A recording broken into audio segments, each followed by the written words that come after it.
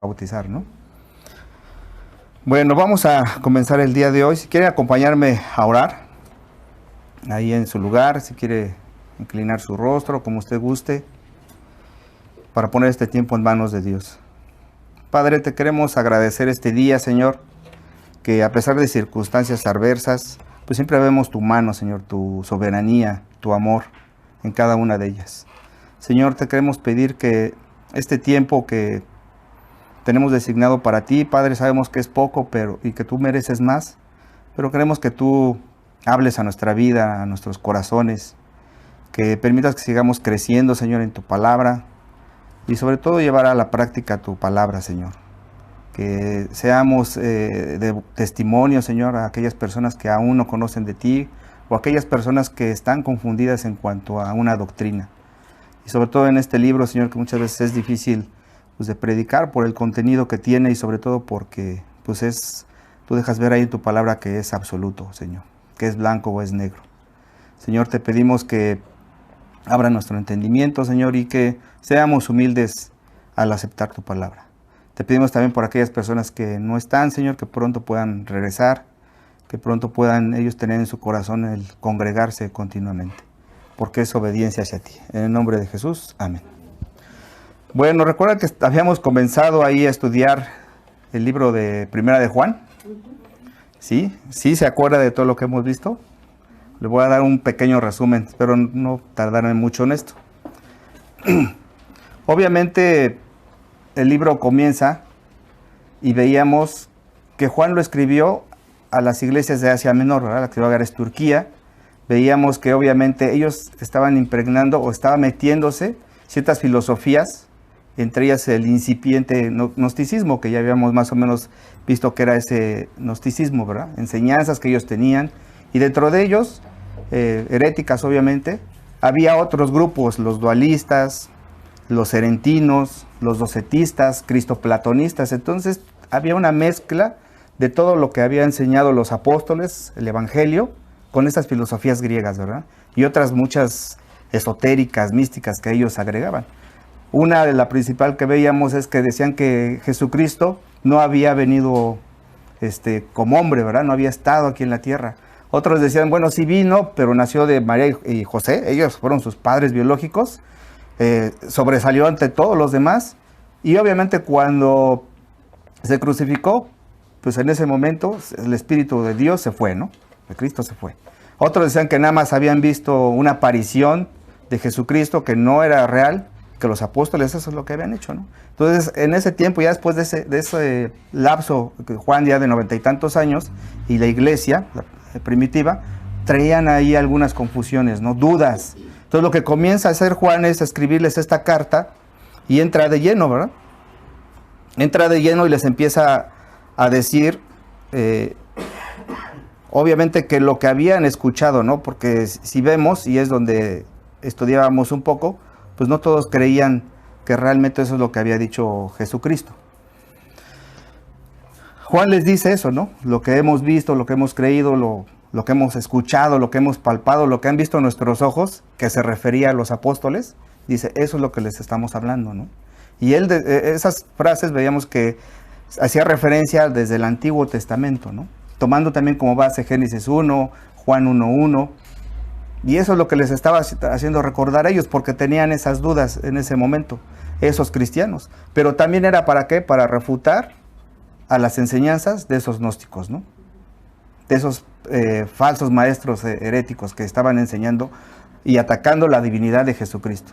Que veíamos que hasta la fecha es lo mismo, ¿no? Hay muchas sectas, religiones, que se dicen por ahí cristianas, que hacen lo mismo. Le quitan la divinidad a Cristo, le quitan el poder. Uno de ellos son los testigos de Jehová, ¿verdad? Aunque te presentan a Jesucristo, cuando empiezan a profundizar, y si uno tiene un poco de conocimiento y les muestra, te dicen que es mentira, ¿verdad? Que era un profeta, una persona ahí iluminada, pero no era Dios mismo, ¿no? Y sabemos que la palabra nos dice que era completamente hombre y completamente Dios, ¿sí? Hay otras también que conocemos, de las que venimos tradicionalmente, que le quitan el honor. O sea, sí reconocen a Jesucristo, pero ¿qué sucede? Es Cristo más sacramentos, Cristo más información de hombres santos, la misma madre de Jesús. Entonces le quitan obviamente esa divinidad de Jesucristo. ¿Qué están haciendo? Pues lo están atacando.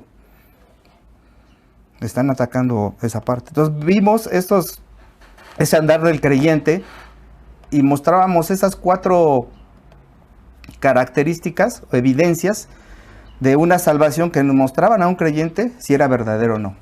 Esa era la intención, y en esos primeros 4 versículos vimos este tema, ¿no? ¿Cómo nos iba a ayudar esas 4 evidencias a nuestra salvación? Para que no hubiera duda. Y Juan les estaba mostrando lo mismo. Dice, no caigan en duda. O sea, ustedes, si son realmente hijos de Dios, si están diciendo que creen en Dios, van a ver estas características. Una de ellas era creer en esa divinidad y humanidad de Cristo.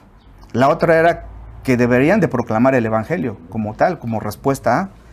Como una tercera era que tenían que tener una verdadera comunión con Dios, primeramente, y enseguida con los hermanos. O sea, esas son unas evidencias claras que se veían. Otra de esas era que de todo esto debería haber un gozo pleno, al entender que quién era Jesucristo, en cómo había venido y cómo había dado la vida por los que habían creído en Él, ¿no? En fe y arrepentimiento, por supuesto.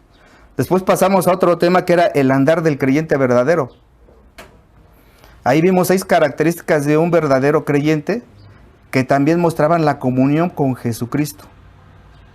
Entonces un verdadero creyente proclama la naturaleza de Dios, porque veíamos ahí, y el mismo apóstol les mostraba qué es lo que hacía, obviamente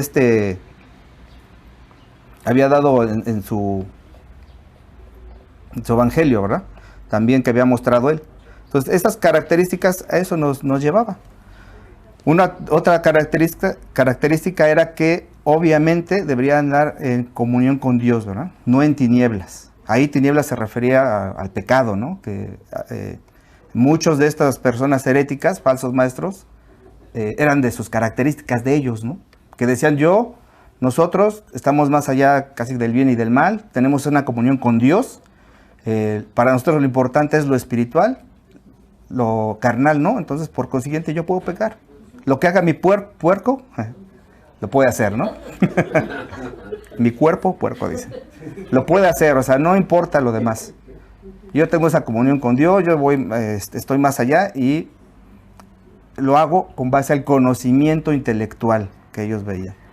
Entonces, obviamente eso el apóstol lo sabía y les empieza ahí a refutar y empieza sobre todo a las iglesias a hacerles que no tengan esa desconfianza, que tengan esa certeza de lo que Dios había hecho con ellos.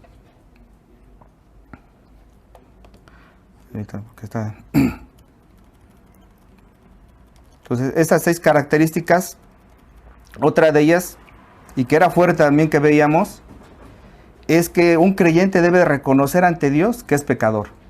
Porque ellos, estos herejes, estos falsos maestros, decían que ellos no habían pecado, que ellos no pecaban, ni tenían pecado, ni nunca habían pecado.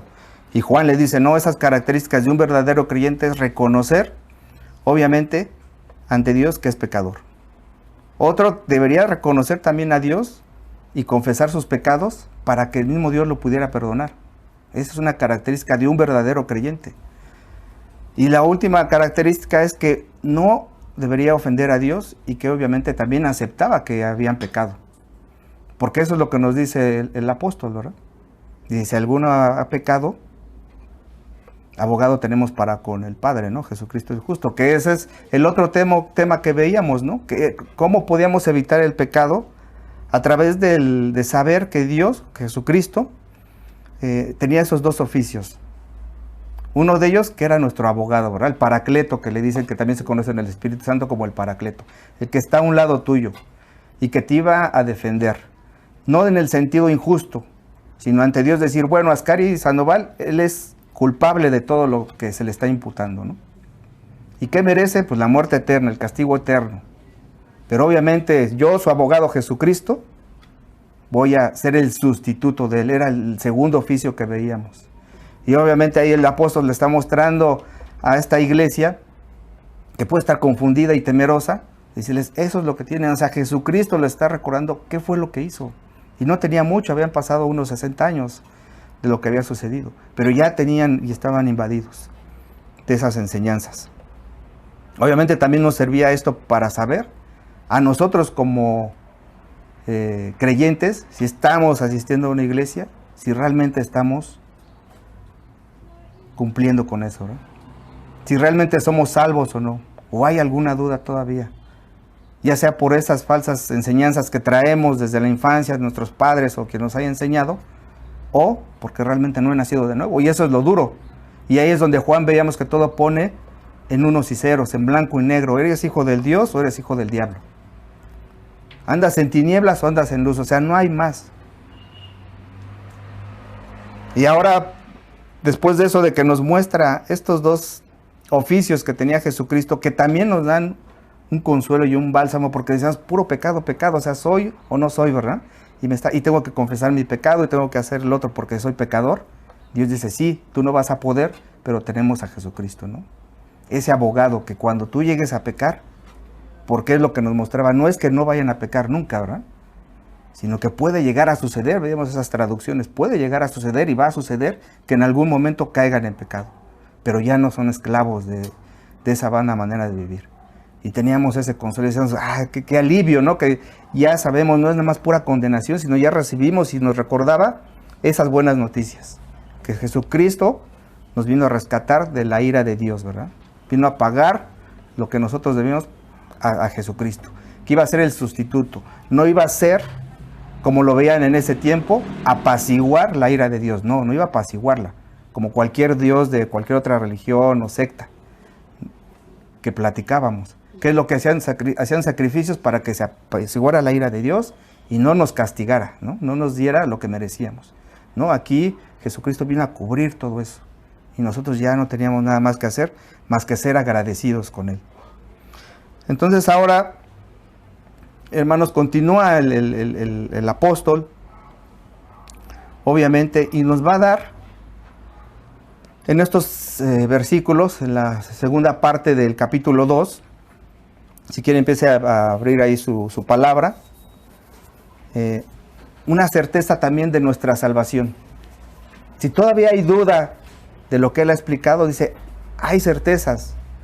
¿Por qué? Porque podemos decir en algún momento, bueno, ya me dijo, en la palabra viene, lo voy a creer, y si nos damos cuenta, pues la mayoría de las cosas las hace Dios. Y puede llegar a existir alguna duda, bueno, ¿y nosotros qué? ¿No? Yo no de plano tengo que darme quieto. Yo no voy a hacer de plano nada.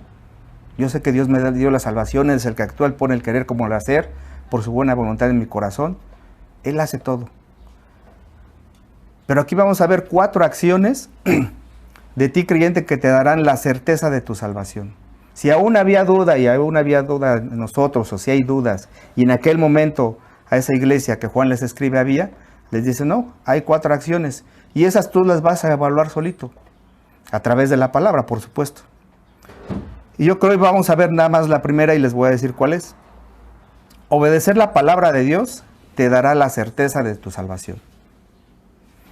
Ahora, para entender un poquito más esto, antes de leer estos versículos, yo quisiera comenzar dando una definición, pues se puede decir secular, de lo que es la obediencia, cómo el mundo ve la obediencia, y hasta cierto punto cómo nosotros lo vemos, ¿no? En cualquier ámbito de nuestra vida. La RAE dice que es la acción de obedecer o agradecer, cumplir la voluntad de quien manda. Entonces, esas palabras son importantes, ¿no? Acción de obedecer y agradecer, así es como lo menciona, lo que es la obediencia en sí. Porque este principio que vamos a ver, esta obediencia que nos dice Dios que tenemos que dar esa acción, que tenemos de actuar, así lo ve obviamente la sociedad. El Larousse dice que es el hecho de obedecer y de cumplir con lo que otro manda. Pero en realidad, ¿cómo lo hacemos nosotros, no? O sea, el mundo normalmente lo ve así, y hasta nosotros. En un trabajo, si tienes un jefe, estás bajo mando de alguien, te mandan. Ya sea que tengamos un jefe bueno o un jefe malo, ¿cuál es nuestra actitud? Por lo regular, si es un jefe malo, pues refunfuñando, pero lo hacemos. ¿Y por qué lo hacemos? Porque si no nos van a despedir. tengo que hacerlo. Si es un jefe bueno, bueno, porque es bueno, no tanto porque yo lo desee y porque me conviene ciertos beneficios de él que me está dando. En la escuela es igual, a los jóvenes o a quienes todavía estudie es lo mismo. ¿Por qué obedezco al maestro? Pues porque voy a obtener ciertos beneficios, no porque me agrade tanto el obedecerlo. En un matrimonio es lo mismo, entre esposo y esposa, pues no hay una obediencia. Con los padres, los hijos, cuando éramos jóvenes, o a lo mejor todavía de adultos, no hacemos caso a un consejo, a algo que nos manden nuestros padres, ¿no? Nos llegaron a mandar. Igual, ¿por qué lo hacíamos? Pues porque me vaya a castigar, ¿no? No me va a dejar ir a la fiesta, al convivio, en la actualidad ahora pues me va a quitar el celular, me va a quitar el Netflix, me va a quitar la tele, que es importante, entonces mejor lo hago para que no me lo quiten. Y me comporto, o sea, siempre hay esos beneficios, eso es lo que busca el mundo. Y podemos ver en el mundo que mucha gente tiene esos principios, los sigue sin conocer la palabra. Y decimos, mira esta persona, pero ¿por qué tienen un beneficio? Y lo hacen de buena gente, de buena manera, ¿no? Como muy buenas personas. Yo me sorprendo en el trabajo, muchos lo hacen así. Y los ves y dicen, mira, por obedecer a ese jefe, ahora ya le dieron un puesto más alto. Y yo por desobediente no me lo dieron, ¿no? Nos podemos justificar de muchas maneras. Pero eso es como lo ve el mundo.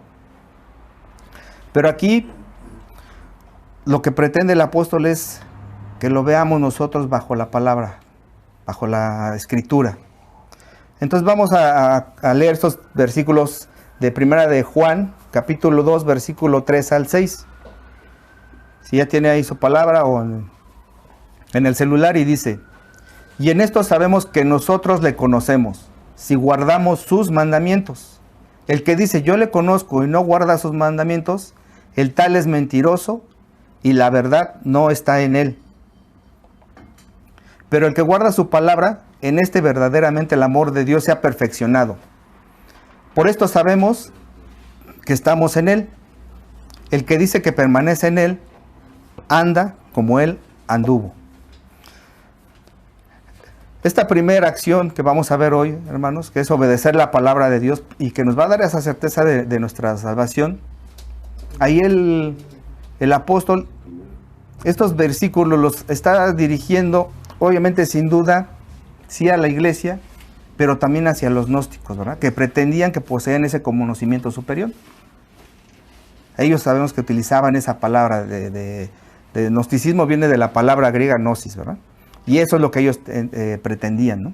Pero obviamente mostraban poco interés en guardar los mandamientos de Dios, porque eso es lo que hacían, y vimos el desarrollo a través de los primeros versículos, cómo no obedecían la palabra. A ellos no les interesaba la palabra, ya existía, y decían, no, mi conocimiento es el que me va a llevar a conocer a Dios, y nada más, y esto no se lo vamos a dar a nadie más. Entonces Juan muestra que este conocimiento es vacío y carente de valor. Eso es lo que les está mostrando ahí en estos versículos. Y esta frase que dice, y en esto sabemos que nosotros le conocemos, podríamos decir que literalmente significa, sabemos que lo hemos conocido. Si nos ponemos a observar esas dos palabras, sabemos y conocemos, pueden ser sinónimos, pero aquí el apóstol los utiliza de una manera diferente. Ahora, una mejor traducción de nada más esta frase es, en esto conocemos que hemos llegado a conocerle. O sea, vean cómo lo está poniendo él. En esto conocemos que hemos llegado a conocerle. O sea, tener esa certeza de nuestra salvación, porque ya conozco al Señor Jesucristo. No nada más es de que voy a tal lugar y escucho la palabra, pero no hay esa intimidad, no hay ese conocimiento profundo, que eso es lo que voy a tratar de explicar aquí para que quede un poco más claro. Entonces aquí está enfatizando que los cristianos de estas iglesias que estaban confundidas podrían tener la plena seguridad de su salvación a la luz de esas falsas enseñanzas de los gnósticos, porque ellos no cumplían eso. Ellos al contrario decían que no tenían ese conocimiento de Dios a través de su palabra, mucho menos de esta obediencia. Ahora es importante mencionar que aquí esa simple frase que dice y en esto, también está haciendo una transición Juan y que usa para presentar un nuevo conjunto de pruebas que verifican la salvación y obviamente estimulan la seguridad del creyente, de todo lo que le había dicho anteriormente. Por eso quise hacerles ese recordatorio. Cómo Juan venía describiéndolo y no perder ese foco. Decir, bueno, Juan, ¿a quién le está escribiendo? ¿Y cuál es la razón, verdad, de la carta? Entonces Juan está exponiendo el caso con certeza, porque no está diciendo de una manera diferente. No dice y esperamos que nosotros le conozcamos, ¿no? Tampoco dice y creemos que le estamos conociendo o deseamos conocerle. Aquí es muy enfático y dice sabemos, o sea, con esa certeza de que conocemos a Jesucristo. A él se refiere a Jesucristo. Entonces se traduce obviamente esta palabra ahora del verbo ginosco. Es parecido, ¿no?, al del gnosis. Ginosco. Y lo que significa es percibir continuamente algo con experiencia. Eso es lo que les está diciendo ahí el apóstol. Entonces este verbo sabemos se contiene, y lo vamos a ver en la carta, especialmente en esta, se maneja 23 veces y aquí lo estamos viendo 2 veces. Es importante, vean la importancia que tiene esta palabra, que se ve 23 veces, ¿no? Y cómo lo está manejando el apóstol de ginosco en esta epístola. Entonces la primera ocasión que lo está aquí utilizando se presenta o es como un presente indicativo. ¿Qué quiere decir? Que está aludiendo a una percepción mental que confirma lo que dice. Aludiendo a una percepción mental que confirma lo que está diciendo. De modo que lo traduce como sabemos. Eso es lo que está tratando de explicarles obviamente a esta iglesia. Y también está recordando una acción pasada que se refiere a creer en Jesucristo para salvación, lo que ya les había dicho. Si ustedes creyeron desde antes con Jesucristo para salvación, ¿no? Entonces es pasada, pero que continúa en el presente. O sea, creyeron y siguen creyendo ahorita. Es como nosotros, al tiempo que nos compartieron la palabra y creímos en el Señor, seguimos creyéndolo en Él, ¿verdad? Y todavía nos podemos tener esa certeza, y si no, vamos a ver esa certeza aquí, que la misma palabra nos va a dar, no el hombre. Ya la segunda ocasión que lo utiliza en perfecto indicativo, que es un conocimiento íntimo experimental. Ya ahí lo está haciendo y está mostrando, ustedes lo conocen de una manera íntima y también lo están experimentando, no nada más lo han escuchado, lo han leído, sino ya lo están viviendo. O sea, la misma palabra de Dios ya es lo que nos está mostrando, y eso es como actualmente lo hacemos. No podemos decir que conocemos a Dios si no estudiamos la palabra. No nada más leerla por leerla, ¿verdad? Como si fuera cualquier historieta, cuento. Estudiarla, escudriñarla. Que eso es lo que tratamos de hacer cada 8 días, en clases que da Mario, en clases que se dan en mujeres, en clases que se dan en jóvenes, o cualquier otro día de la semana que pudieran darse. Escudriñar para entender lo que quiso decir el Señor en ese tiempo y ahora nosotros. Entonces, eso es de una manera íntima que lo está manejando aquí el apóstol. Así que conocer a Dios significa que se sabe de Él, que se le ama y que se experimenta con Él una relación de comunión íntima al estar unidos a Él. O sea, todo lo que, esa frase que vimos, eso es lo que trataba de decirles el apóstol. Si ustedes lo están conociendo de esa manera, no como cualquier otra persona, porque todos en la actualidad, a quien le preguntes, a quien le trates de compartir, te dicen, ya conozco a Dios, ¿no? Y dan gracias a Dios verbalmente, ¿no? Pues gracias a Dios obtuve esto, gracias a Dios tengo otro. Pero no tienen este conocimiento íntimo del Señor. No lo hay. Y están confundidos, ¿no? Esa es una enseñanza que ellos traen muchas personas y que nosotros también en algún momento la tuvimos, ¿no? Bueno, también lo que Juan aquí quiere mostrarle a ellos es que para los griegos el conocimiento de esa realidad se alcanzaba a través de esa contemplación racional, que eso es lo que mostrábamos, ¿no? Enseñábamos. Bajo la influencia de esas filosofías griegas, ellos la manera que lo querían hacer, ¿no? Bajo esa contemplación. Nada más lo que veían, que era lo que hacían los filósofos, y eso es lo que aprendían. Y llegaban a cierto estado. Obviamente también para los gnósticos en ese momento, el resultado era una experiencia mística, que es lo que ya estudiamos. Veían eso, querían tener esas sensaciones místicas, algo que no venía dentro de la palabra. Digo, en la actualidad conocemos que hay muchas denominaciones que tienen lo mismo, ¿no? Quieren tener esas sensaciones místicas. Si en la alabanza no siento a Dios, pues es que Dios no está aquí. Si en la palabra que en la predique no siento a Dios, pues es que Dios no está aquí. O sea, quiero forzar a sentir algo, ¿no? Algo emocional. Como dice, que se ponga la piel chinita. Cuando la palabra debería de llevarnos a humillarnos, ¿no? Mejor sentir pena y vergüenza de que estamos ante un Dios santo. Y que yo como pecador que no merezco nada, Él me rescató y me salvó, ¿no? Bueno, entonces, así que continuamos. Él sigue mostrándoles ahí y dice el que guarda sus mandamientos. Aquí la palabra guardamos es una forma del verbo tereo y resalta la idea de una obediencia vigilante y activa.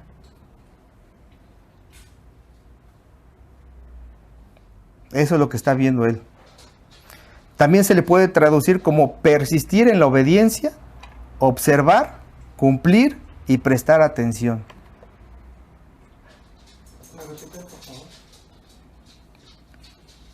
Se lo repito nuevamente. Esa palabra de guardamos tiene la idea de una obediencia vigilante y activa.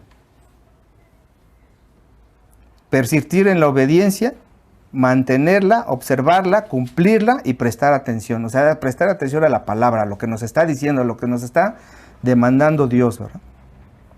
Entonces, en este contexto significa que cumplimos sus mandamientos. También transmite un sentido en que los creyentes deben salvaguardar continuamente esos mandamientos, porque los considera valiosísimos, o así deberíamos de considerarlos. Valiosísimos esos mandamientos. Ahí en 1 de Juan 5:3, si tiene ahí su Biblia y es rápido.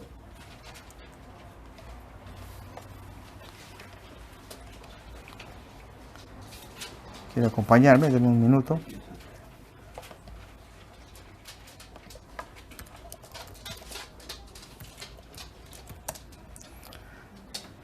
Dice, pues este es el amor a Dios, que guardemos sus mandamientos y sus mandamientos no son gravosos. Eso es lo que le está mostrando el apóstol y continuamente lo está recordando, ¿verdad? A través de esta carta.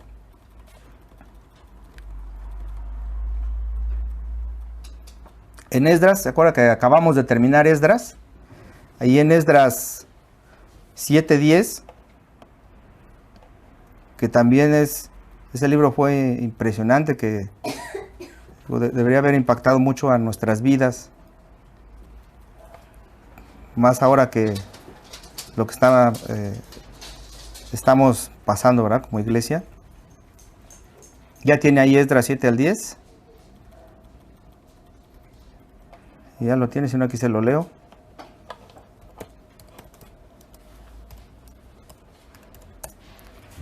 Dice, porque Esdras había preparado su corazón para inquirir la ley de Jehová y para cumplirla, y para enseñar en Israel sus estatutos y decretos. Otra vez sobre la palabra, ¿verdad? O sea, nuestro corazón debe estar listo, presto para cumplir la palabra de Dios. O sea, eso es lo que él está diciendo el apóstol, y ellos lo sabían. Esa iglesia en ese tiempo ya sabían que existía eso. Todo lo que son salmos, en el Salmo 119, también si quiere ahí acompañarme.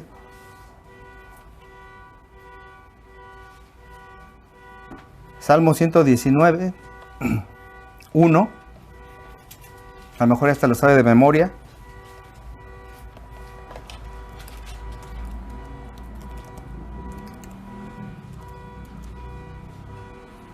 Dice, bienaventurados los perfectos de camino, los que andan en la ley de Jehová. Entonces el apóstol está resaltando esta obediencia amplia que proviene de una verdadera reverencia por los mandatos de Dios.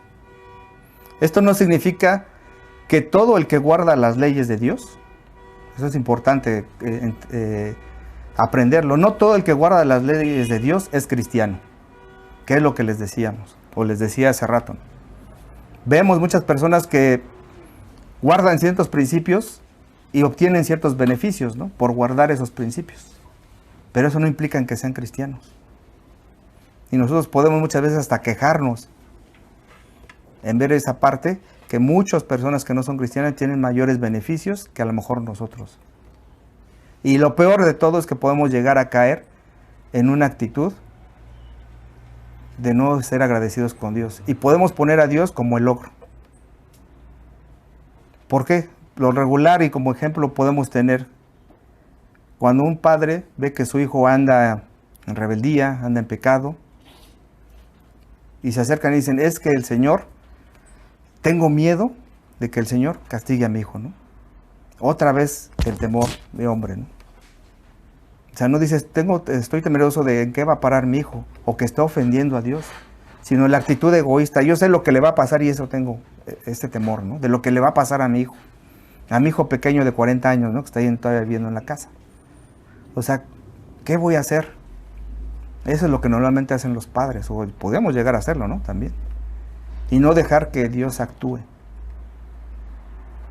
No obedecemos su palabra, no confiamos en su palabra. Y si la gente lo oye, alguien del mundo, pues ven como a Dios como un ogro, ¿no? Como ellos lo consideran. Entonces estamos deshonrando a Dios porque lo ponemos así. Entonces estos mandamientos, vemos que el que los cumple no necesariamente son hijos de Dios. Muchos observan estos principios cristianos porque son justos, obviamente, y prometen las mayores recompensas, ¿no? Los hombres son honrados porque la honradez es la mejor política. Y bueno, lo vemos a diario, lo vemos actualmente en nuestro gobierno, que piensan, que digan que llevan ciertos principios, ya los hacen hijos de Dios, ¿no? A mí me han preguntado, ¿no? Porque saben en el trabajo que soy cristiano, dicen, pues tú que conoces piensan que yo voté por nuestro presidente. Le digo, no. Dice, porque es cristiano. Le digo, no, no es cristiano. La realidad es otra. Entonces tienes que predicar, obviamente, corregir esa enseñanza errónea que están teniendo, ¿no? Obviamente protegiendo a Dios, ¿no? Para que reciba la honra y la gloria, no para juzgar al presidente, ¿no? Sabemos que debemos de respetarlo, como manda la palabra. Entonces, eso es lo que sucede. Y que eso ellos también veían en ese tiempo esta iglesia, ¿no? Veían como otras personas que no creían en Jesucristo, que no pertenecían, obviamente, a la iglesia, tenían esos beneficios. Y los hacían dudar. Digo, en la actualidad creo no pasa, ¿verdad? O no nos debe de llegar a pasar, que dudamos muchas veces de esas bendiciones. Entonces Juan aquí les está recordando ahora, obviamente, ese nuevo pacto que hablaba Jeremías 31 al 34. Si quiere, apúntelo. Ya les estaba diciendo o ellos conocían.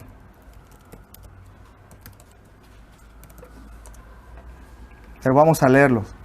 Dice, pero este es el pacto que haré con la casa de Israel después de aquellos días, dice Jehová.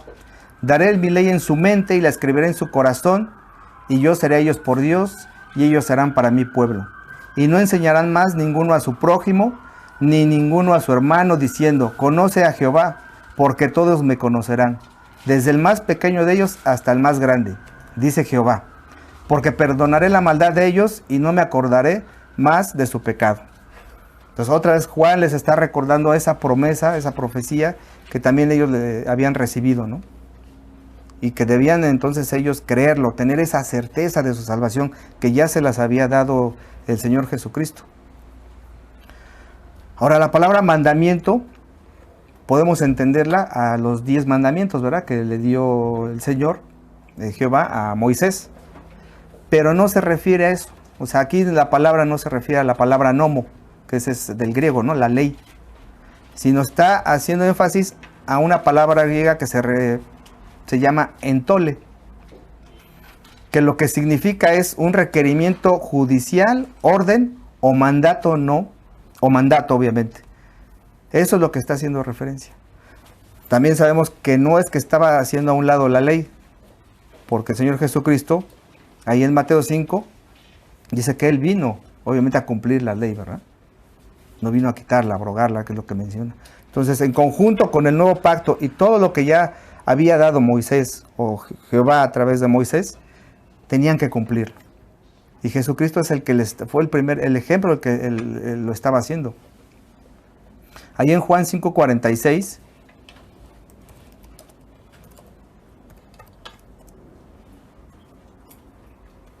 dice, son palabras del mismo Señor Jesucristo. Porque si creyeres a Moisés, me creerías a mí, porque de mí escribió él. Entonces todo esto ellos lo sabían y ya ellos ya habían leído la epístola, ¿verdad? El Evangelio de Juan, la misma iglesia. Sabía lo que estaba hablando el apóstol en ese momento. Entonces eso también les daba esa certeza a ellos, no tenían por qué dudar de su salvación.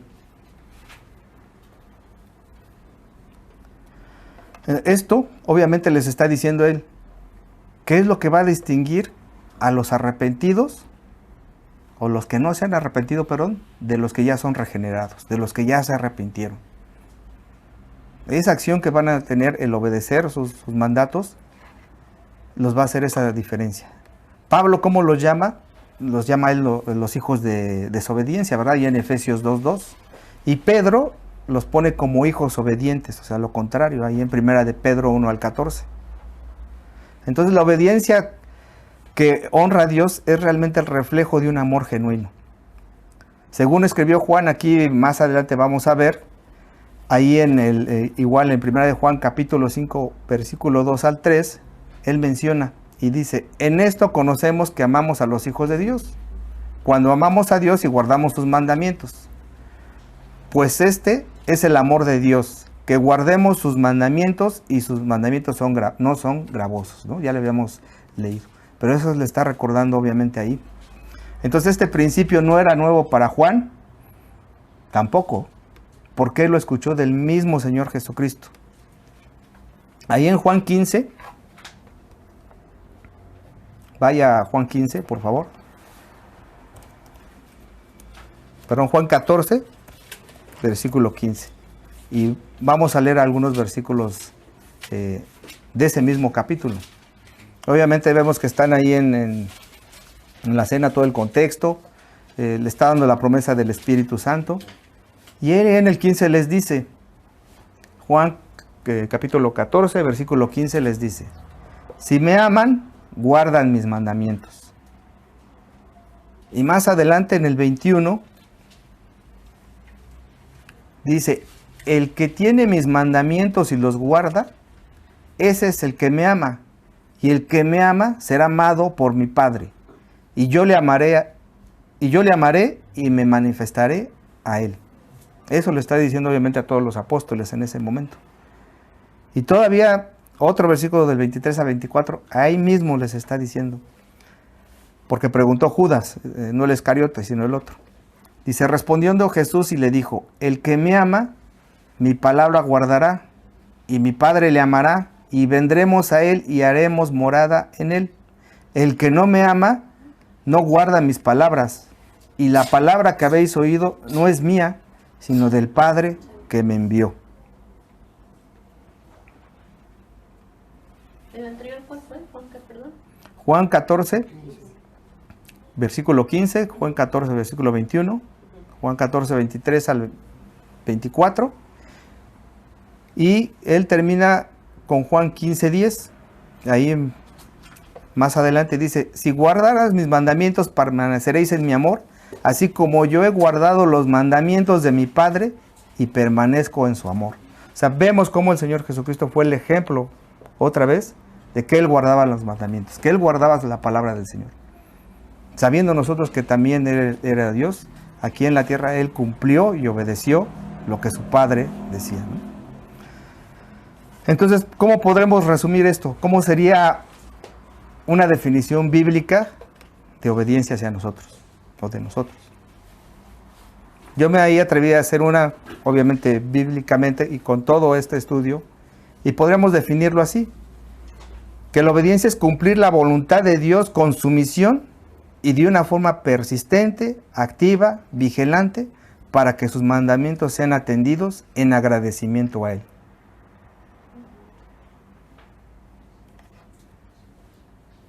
Pero ¿cuál es la realidad, hermanos? O sea, aquí es donde vamos a aplicar todo esto en nuestra vida.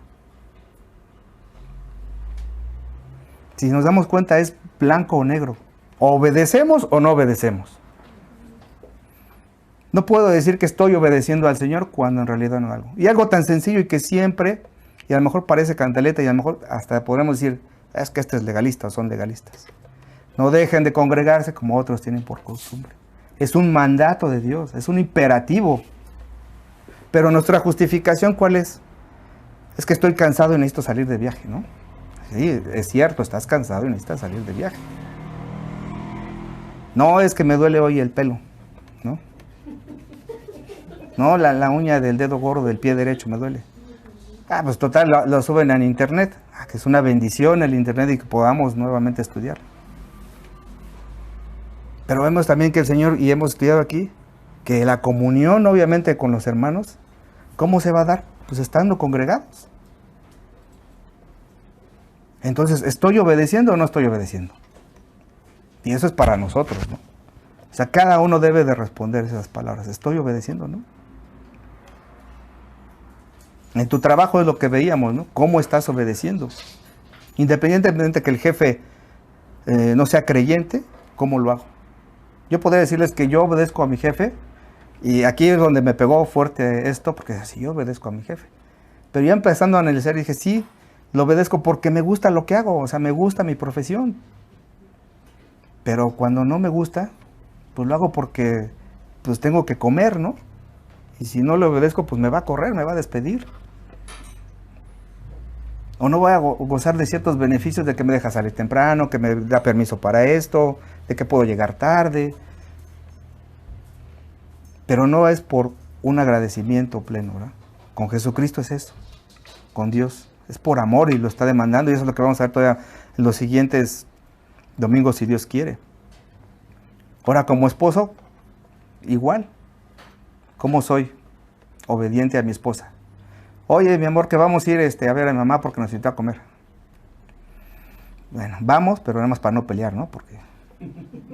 O para que en la semana me hagas mi desayuno, para que en la semana me hagas piojito.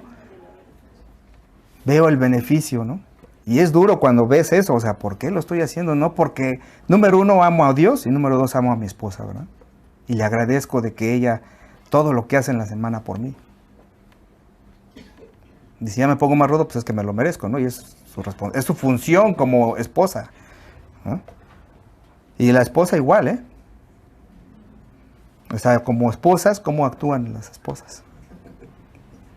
Si el esposo te dice, mi amor, vamos a hacer el devocional, vamos a orar, vamos a leer la palabra. Ay, otra vez este santurrón, ¿no? Bueno, pero nada más para que me deje ir con mi mamá, para que me compre lo que necesito, para que no me esté diciendo, para no pelear con él, porque el logro pues va a empezar a gritar y no sé qué, y a ceremoniarme. Bueno, vamos a hacerlo, mi amor.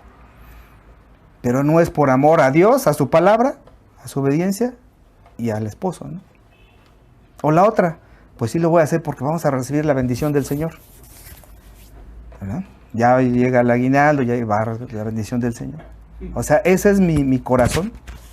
O sea, por eso la palabra engañosa es el corazón más que todas las cosas, y perverso, ¿quién lo conocerá? Ese es realmente lo que difícil, y que decía, y escuché a varios predicadores que dicen eso. O sea, no estamos obedeciendo, estamos en franca rebeldía, franca desobediencia, cuando no cumplimos su palabra.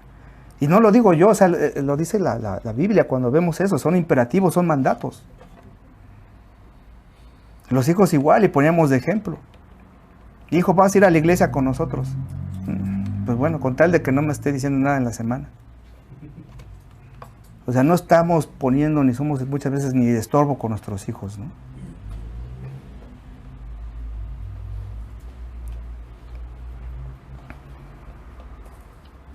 Y eso, y podemos poner ejemplos y aplicarlo en cualquier parte de nuestra vida, ¿verdad?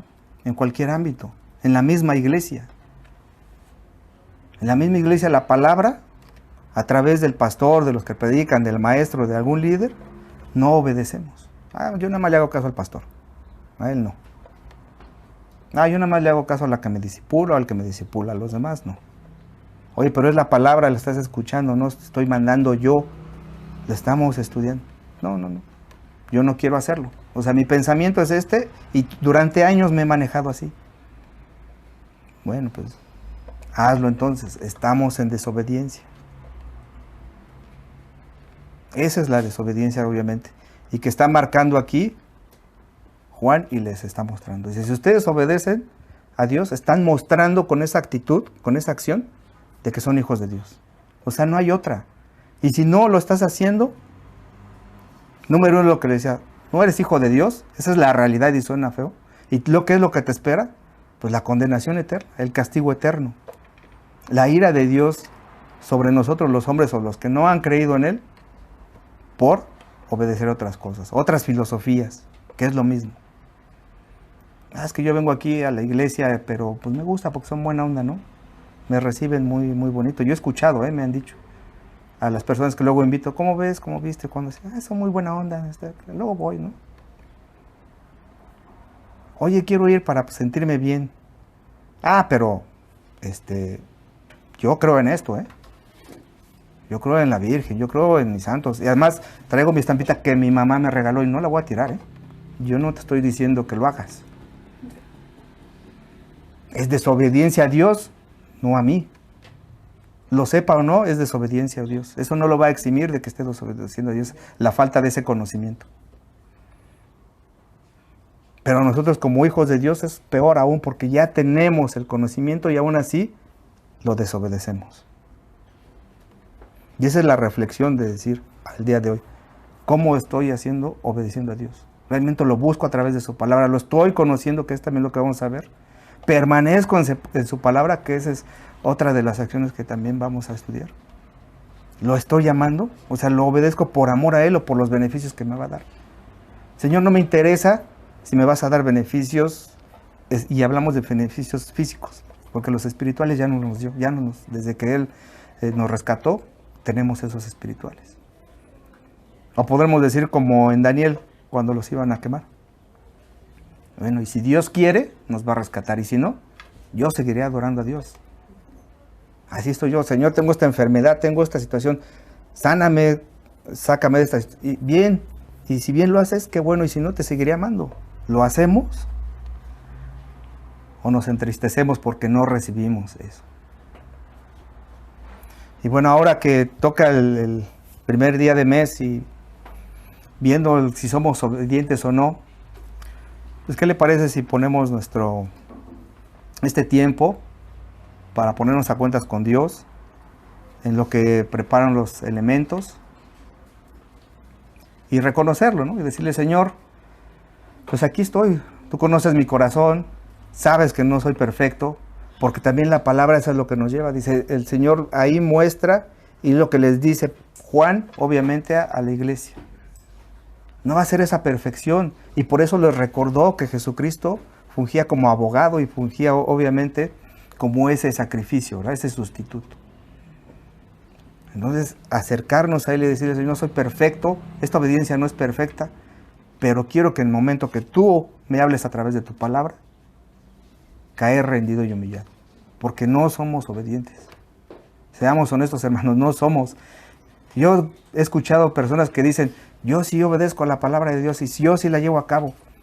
Vamos a ver que estamos cayendo, estamos diciendo mentiras, porque no somos, mientras estemos en este cuerpo, en esta carne, vamos a seguir cayendo en pecado. Pero gracias al Señor que Él murió por nosotros, ¿verdad? Que esa es la parte que vemos de las buenas noticias. Si estamos en esa situación de desobediencia, si nunca he obedecido y creo otras cosas, y no he llegado en fe y arrepentimiento a Jesucristo, y he creído otras filosofías, es el momento de decir, Señor, estaba equivocado, perdóname. Tú has abierto mi entendimiento y he reconocido que tú eres el creador de todo. Pero eres el creador de todo, eres el que has perdonado mis pecados a través de tu Hijo Jesucristo, que Él murió, fue sepultado y resucitó por nosotros. Y que solamente a través de ti me puedo acercar. O sea, yo no tengo la capacidad para venir y pedirte perdón. Lo hago porque tú pones eso en mi corazón, ¿no? Y darle gracias al Señor y caer rendidos. Entonces, hermanos, ¿qué le parece si hacemos una oración y seguimos con la celebración de la cena? Si quieren inclinar su rostro, hay un minuto y en lo que oramos.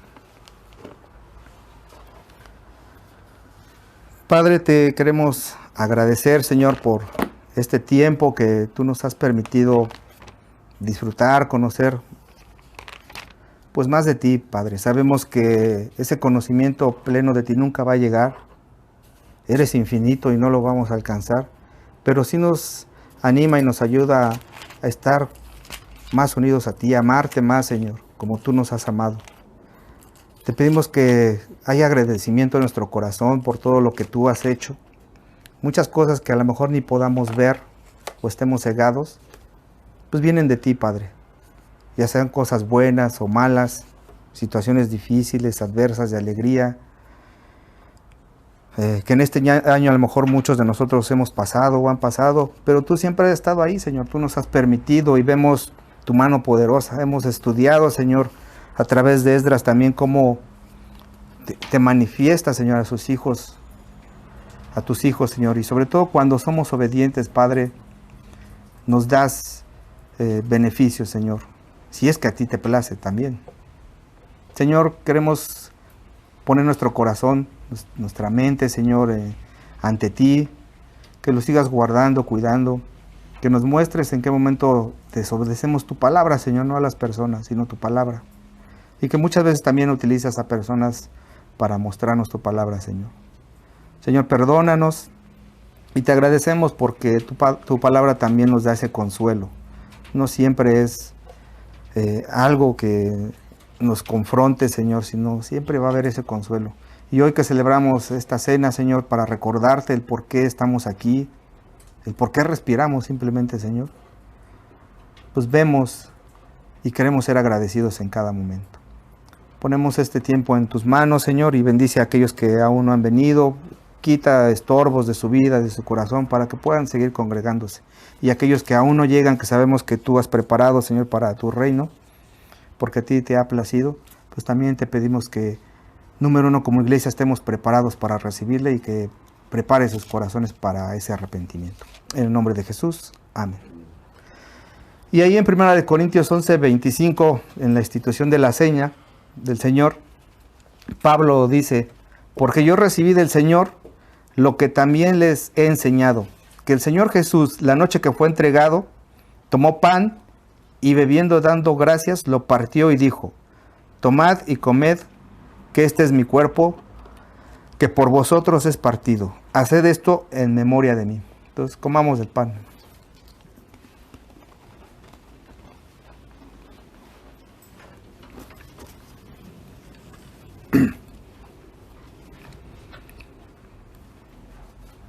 Después de haber cenado, diciendo: esta copa es el pacto, del nuevo pacto, en mi sangre. Haced esto todas las veces que la bebiereis en memoria de mí. Bebamos del jugo, por favor.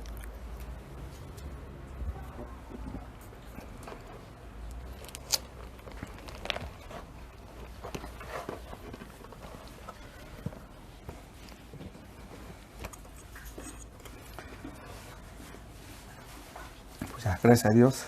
Los veo muy callados. No se enojen conmigo. El primer regañado fui yo. De veras. No crean que no. Es una bendición, la verdad. Vemos en Dios ahí que vamos continuando con estas otras acciones que Dios nos va a mostrar, obviamente, para conocerlo y saber si seguimos esa obediencia, ¿no? Y nos dé certeza de nuestra salvación, si es que llegara a tener una incertidumbre. Pues, hermanos, nada más recordarles que se acerquen con Patti para lo del convivio, seguir orando. Dios siempre va a dar respuestas. Esperemos esa provisión del Señor maravillosa que pueda darnos. Hay que tener también esa fe, ¿no? Se ha mantenido la iglesia como sea, ¿no? Entonces hay que estar gozosos y contentos por eso. Gracias y bueno, quedamos despedidos. Dios les bendiga.